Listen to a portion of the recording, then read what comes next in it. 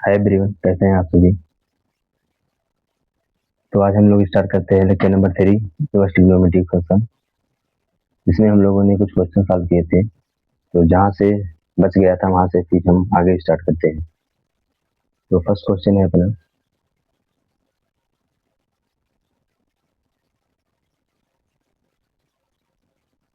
Value of cos 2 tan inverse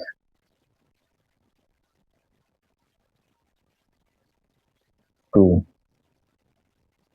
इसका value निकालना है। ठीक है, तो tan इनवर्स 2 को हम थीटा मान लें। अगर tan इनवर्स 2 को हम थीटा मान लेंगे तो यहाँ से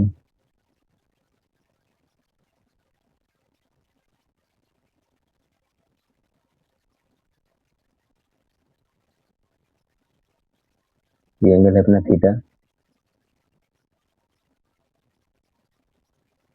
तो p बाई बी ये कितना आ जाएगा, √5। यहाँ लिखा क्या है, अगर tan इनवर्स 2 को हमने थीटा माना है तो cos 2 थीटा लिखा हुआ है। cos 2 थीटा का अगर जो हम लोग फार्मूला लिखें in the terms of tan, तो फार्मूला क्या आता है, 1 minus tan square theta upon 1 plus tan square theta. ये cos 2 थीटा का फार्मूला होता है in the terms of tan। अब tan थीटा का वैल्यू हमें मालूम है कितना है, तो पुट कर देंगे यहाँ पर। तो 1 माइनस 2 का स्क्वायर 4 अपॉन 1 प्लस 4 कितना आ जाएगा, -3 अपॉन 5। ये अपना इसका वैल्यू हो जाएगा। ऐसे ही नेक्स्ट क्वेश्चन है अपना, जिसमें वैल्यू निकालना है। इसमें भी value of cos 2 tan inverse 3,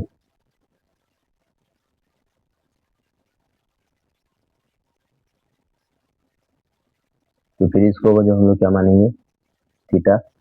यहाँ पर क्या लिखा हुआ है, cos 2 थीटा।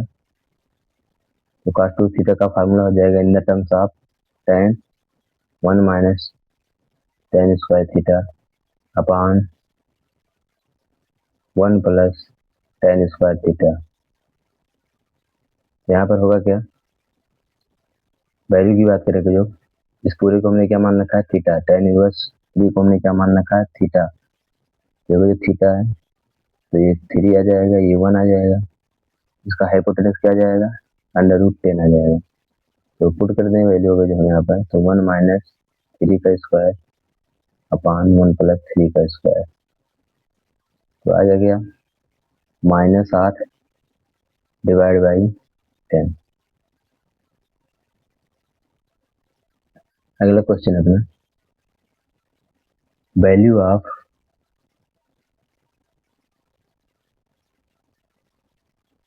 साइन आर्क, कोष्टक में है bracket arc sine 3/5 minus arc cos 3/5, इसका वैल्यू निकालना हमको। ठीक है, तो यहाँ लिखा क्या है, आर्क साइन 3/5 का मतलब क्या होता है, साइन इनवर्स 3/5। ठीक है, आर्क कॉस 3/5 का मतलब क्या होता है, कॉस इनवर्स 3/5। तो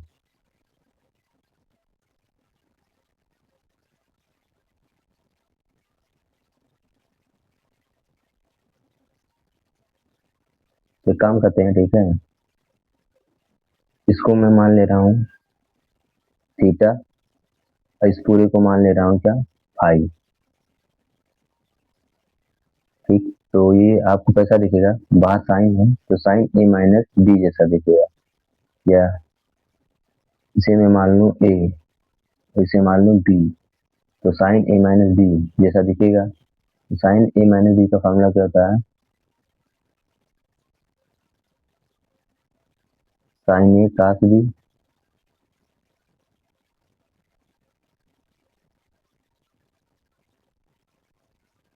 माइनस काश ए साइन बी।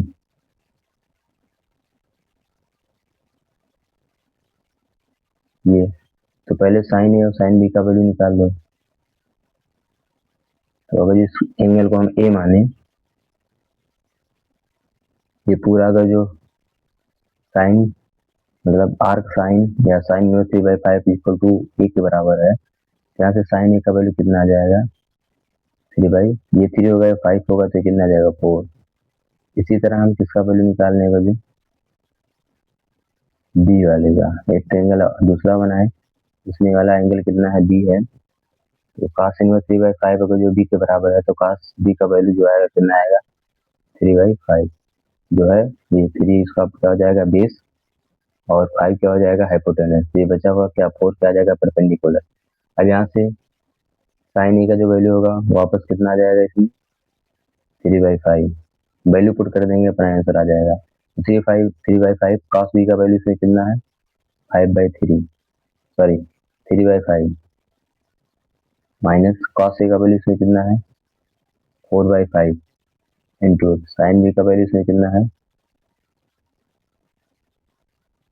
4/5 sine B 4/5। आप देख रहे हैं कितना आएगा 9/25 माइनस 16/25 ये बना। इसे सॉल्व करेंगे अपना आंसर आ जाएगा 16 में से 9 घटा देंगे, ठीक है 9 7 16 माइनस 7/25 आ जाएगा। नेक्स्ट क्वेश्चन अपना ये है, आई थिंक आप लोग को क्लियर हो गया होगा, ठीक है। नेक्स्ट क्वेश्चन है value of sine tan inverse cos cot inverse -1/√5 sorry √3 है। पेरेंट्स का वैल्यू निकालना है। तो साइन लिखा है उसके अंदर में क्वेश्चन में लिखा tan inverse cos into cot inverse -1/√3।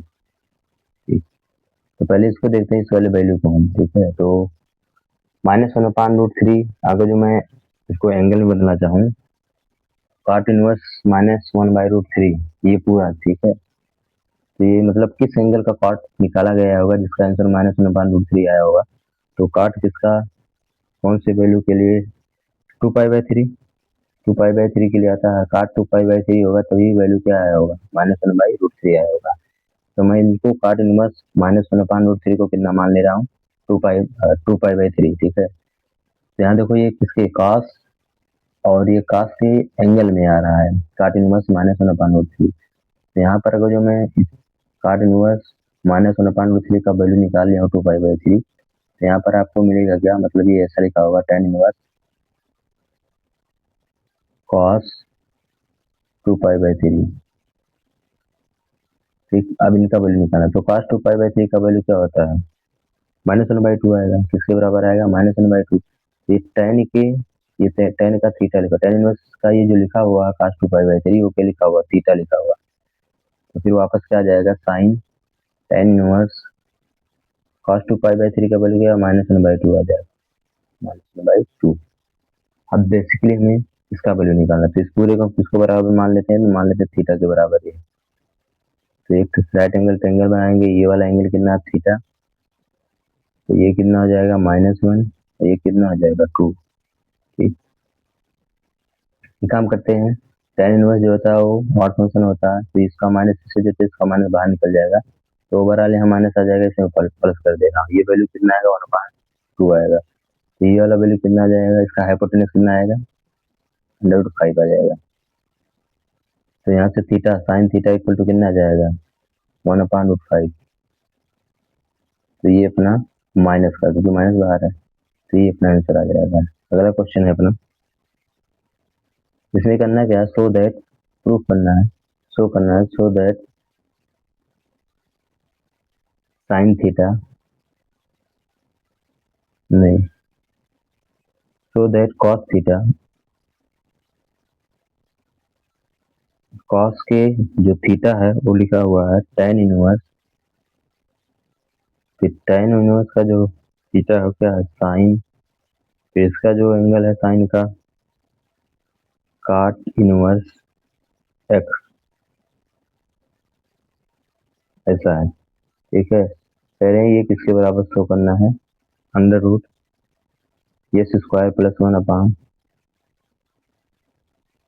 X square plus 2p। ठीक, और इस पूरे वैल्यू किसके बराबर करना है, तो पहले हम किसको क्या मानेंगे, पहले इसको आप मान लें थीटा। ठीक है, तो साइन थीटा का वैल्यू निकल जाएगा, यहाँ राइट एंगल ट्रायंगल बनाया, ये एंगल है अपना थीटा। ठीक है, तो ये कितना जाएगा, अच्छा कॉट का था तो ये एक्स आ जाएगा, ये 1 आ जाएगा, तो ये बचा हुआ कितना जाएगा एक्स स्क्वायर प्लस 1। तो यहाँ से थीटा है तो साइन थीटा इक्वल टू कितना जाएगा, यानी ये वाला वैल्यू पूरा का पूरा कितना आ जाएगा, cos tan इनवर्स, और इधर गया साइन, इस पूरे वैल्यू का क्या आएगा साइन थीटा, साइन थीटा का वैल्यू क्या जाएगा 1 upon under root x square plus 1 आ जाएगा। ठीक, एलएचएस को हम सॉल्व कर रहे हैं। ठीक है, एलएचएस को सॉल्व किया जा रहा है, तो tan इनवर्स क्या है, इसको हम क्या मान रहे हैं फाई मान लेंगे, जो दोबारा वापस वही, एक बार थीटा माने हैं तो एक बार क्या मानेंगे, ये फाई अपना क्या है, ये वाला एंगल फाई है, तो फाई इक्वल टू क्या हो जाएगा, ये 1 आएगा, ये कितना आएगा tan phi under root x square plus 1 आएगा, तो ये बचा हाइपोटेनस इसका क्या आएगा 1 प्लस इसका स्क्वायर करेंगे तो एक्स स्क्वायर प्लस 1 आएगा। ठीक, तो यहाँ से अगर जो मैंने इसको फाई माना है, इस पूरे को फाई के बराबर माना है, tan inverse 1 upon under root x square plus 1 को फाई के बराबर माना, तो cos फाई लिखा हुआ है, तो cos फाई का वैल्यू यहाँ से निकालोगे कितना आ जाएगा, एक्स स्क्वायर प्लस 1 अपान क्या under root x square plus 1 upon under root x square plus 2p। यही तो हमें प्रूफ करना था, तो ये एलएचएस जो है अपना आरएचएस के बराबर आया, हेंस प्रूफ, यहाँ से प्रूफ हो गया। ठीक है,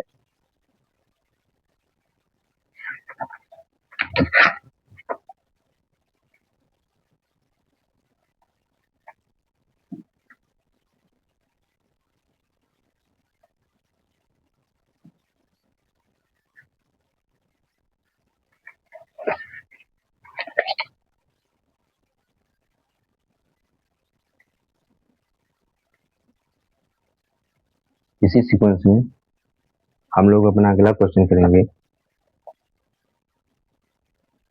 तो अपना नेक्स्ट क्वेश्चन है, अगला क्वेश्चन है, इफ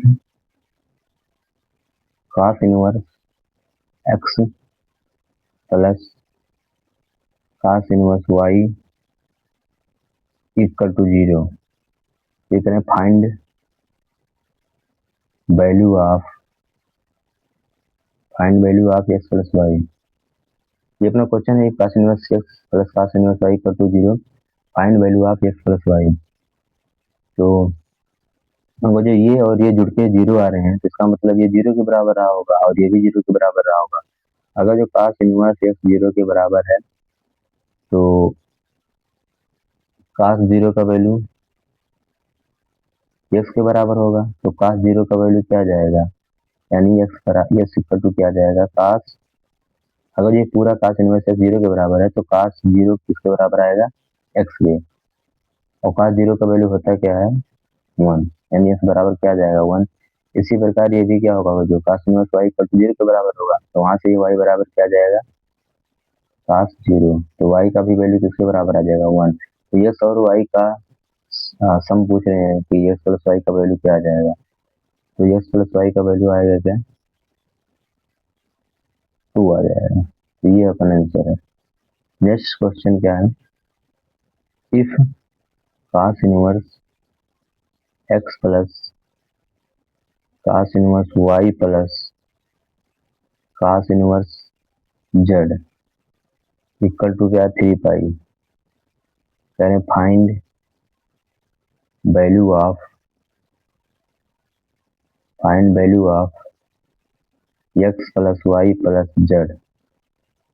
ठीक, x plus y plus z का वैल्यू निकालना है। फिर वही अगर जो ये पूरा पाई के बराबर है, तो ये 3 पाई के बराबर है, तो ये और ये और ये मतलब तीनों का जो सम आएगा वो पाई आएगा, तभी तो पाई आया है। ये वैल्यू क्या होगा, pi plus pi plus pi, तभी 3 पाई आया है। तो अगर इस पूरे को मैं पाई के बराबर मान लूँ तो यहाँ से cos inverse x equal to pi आएगा, तो x इक्वल टू क्या आ जाएगा, cos पाई।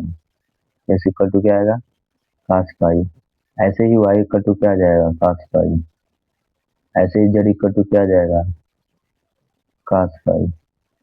cos पाई का वैल्यू क्या होगा, -1, यानी x बराबर -1, y बराबर -1 होगा, फिर z बराबर क्या हो जाएगा, माइनस। अब आप इनको जोड़ेंगे x plus y plus z, तो आपको क्या मिलेगा, -3 मिल जाएगा। नेक्स्ट क्वेश्चन अपना है, if sine inverse x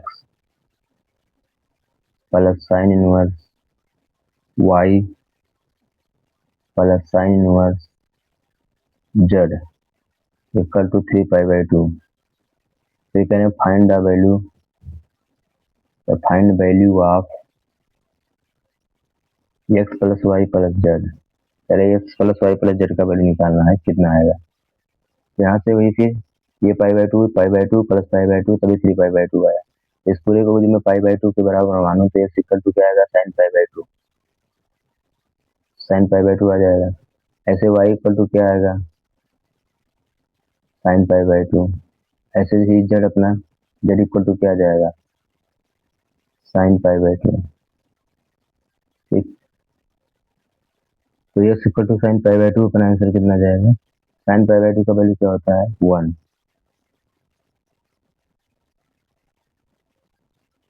y भी क्या आ जाएगा, 1, z भी क्या आ जाएगा, 1। तो यहाँ पर वापस अपना वैल्यू क्या आ जाएगा, x plus y plus z, 3 आ जाएगा प्लस का। अगला क्वेश्चन है, ट्रू और फाल्स में वैल्यू बताना है कि ठीक है, ट्रू और फाल्स में अपना आंसर बताना है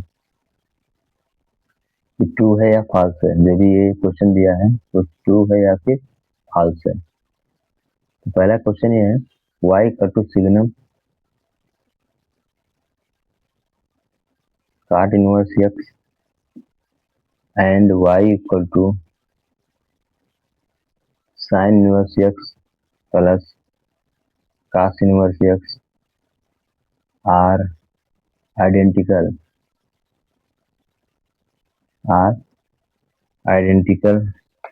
फंक्शन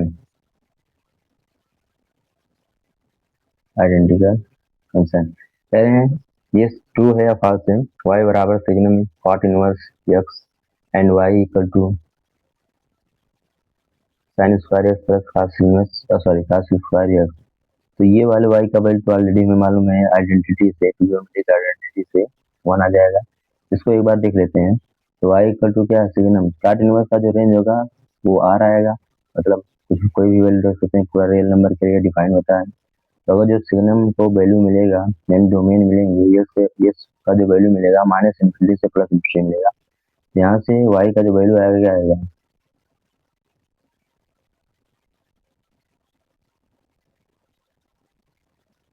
नहीं cot इनवर्स को क्या मिलेगा,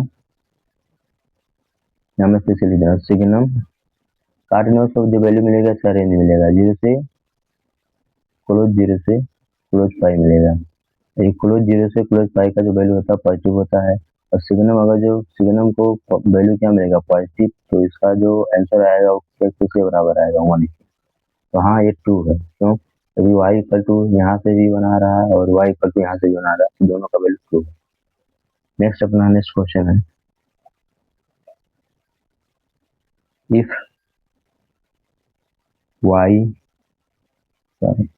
if function such that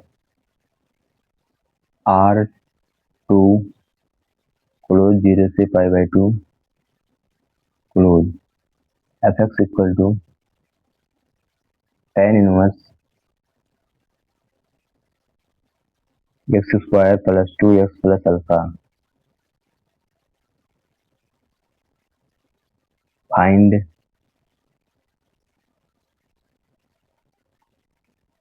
function is onto, और कह रहे हैं फंक्शन क्या है, ऑन टू है। Then find alpha, then find alpha.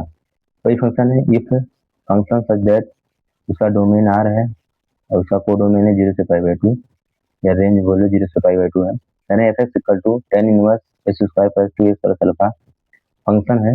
और ये फंक्शन जो है वो क्या है, अनटू है। तो आप अल्फा का वैल्यू फाइंड करो कि अल्फा कितना आएगा। तो अगर जो ये फंक्शन एफ जो डिफाइन किया गया है जिसका डोमेन आर है और जिसका कोडोमेन या रेंज बोल लो 0 से प्लस पाई बाई 2 है, तो कह रहे हैं ये फंक्शन का जो वैल्यू है टेन इनवर्स ऐसा कुछ है। तो आप टेन इनवर्स का वैल्यू बताओ। अगर जो फंक्शन अनटू है, जब फंक्शन अनटू होगा तो इसका डोमेन जो आएगा और ये जो लिखा हुआ कोडोमेन वो बराबर होगा। ये कोडोमेन और इसका जो सॉरी इसका कोडोमेन और इसका जो रेंज आएगा इस फंक्शन का वो बराबर होगा। अनटू फंक्शन के लिए कोडोमेन और रेंज बराबर होने चाहिए। तो मतलब इस फंक्शन का जो लिखा है ten inverse x square plus 2 x plus alpha, इसका जो रेंज आएगा वो 0 से पाई बाई 2 पे आएगा, प्लस 0 से पाई बाई 2 ही आएगा। तो अगर जो हम लिखें, ठीक है, उसे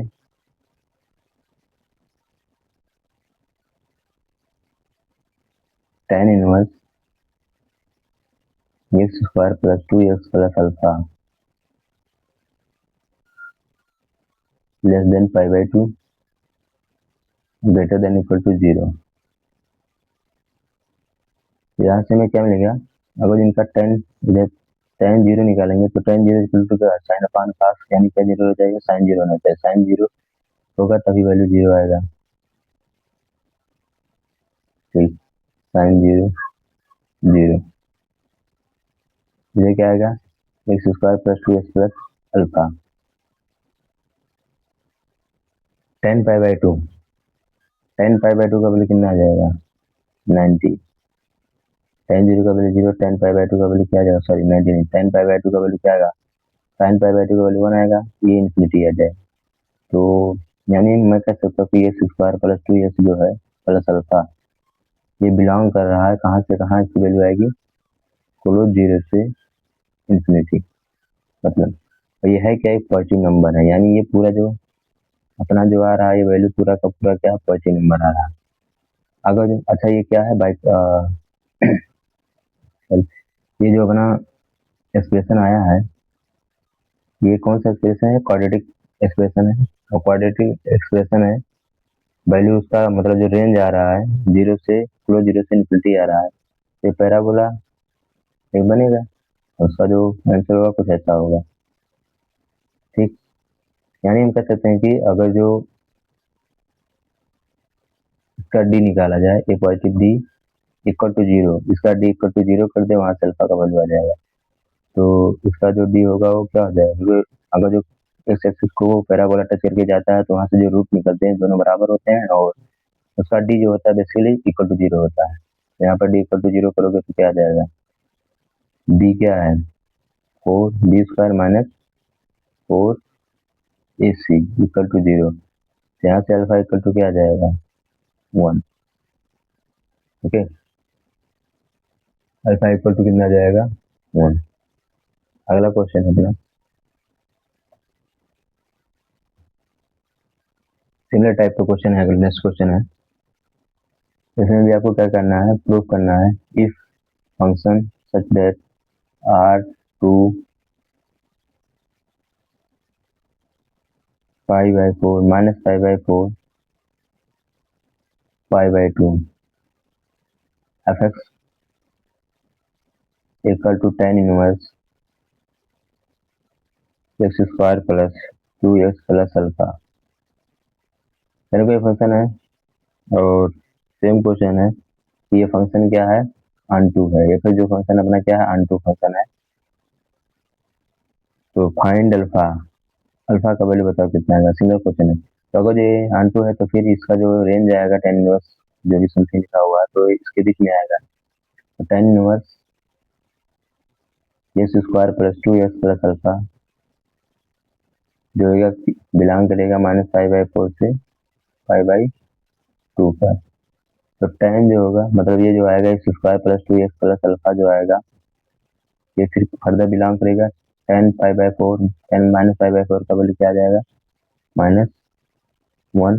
और टेन पाई बाई 2 का वैल्यू क्या आ जाएगा, इन्फिनिटी। यानी ये जो पूरा का पूरा फंक्शन आएगा वो किसके बीच में आएगा,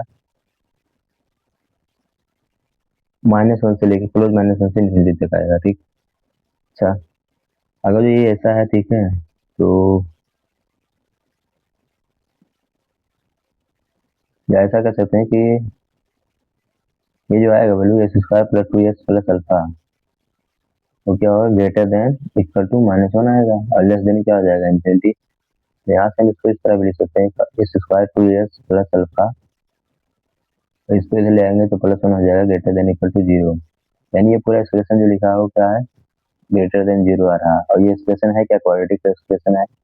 तो क्वाड्रेटिक एक्सप्रेशन होगा जो ग्रेटर देन इक्वल टू 0, यानी ये पूरा का पूरा एक्सप्रेशन पॉजिटिव आया होगा। जब अगर जो इसका रेंज की बात करेंगे इस वाले पूरे एक्सप्रेशन का, वो क्लोज 0 से क्या आएगा, इन्फिनिटी आएगा।